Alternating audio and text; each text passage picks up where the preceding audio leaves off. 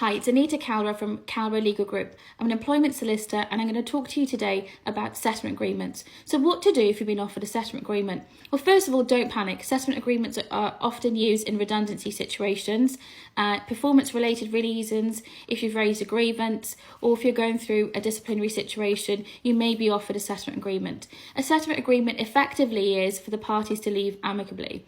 So they used to be called compromise agreements. They're now most commonly referred to as settlement agreements. So if you've been offered a settlement agreement, don't delay, don't sit on it. Please make sure that you contact a solicitor, an employment solicitor, to go through the terms with you. The reason being is that settlement agreements are not legally binding until you've spoken to a solicitor. So book in a meeting with a solicitor and they will go through the settlement agreement terms with you. And that meeting will normally last an hour to an hour and a half. What to do in the interim. Once you've booked in that meeting, make sure you have your contract available because the solicitor will want to look at the contract, your contract employment, and look at the notice period clause. So if your notice period clause in your contract says 3 months, but the settlement agreement is only offering you 2 months, you may wish to then go back and negotiate that because actually you should then be offered 3 months.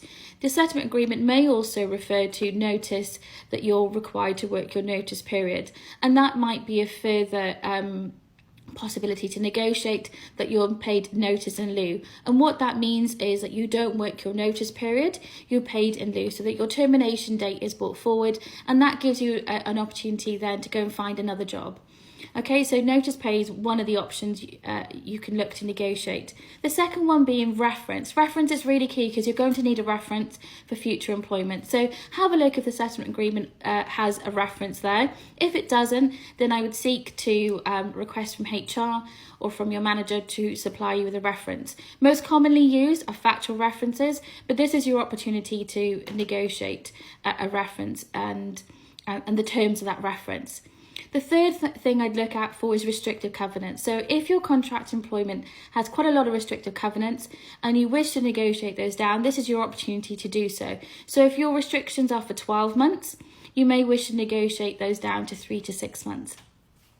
The fourth thing I would look at then is compensation. So you'll be offered a compensatory amount, which up to 30k you can receive tax-free. So look at the amount and see whether or not it's fair and reasonable, because there may be further opportunity to negotiate that. But if you're looking for advice and you'd like to speak to an advisor or somebody from my team, please visit our website on www.klglaw.co.uk. I hope you found that useful. Thank you very much.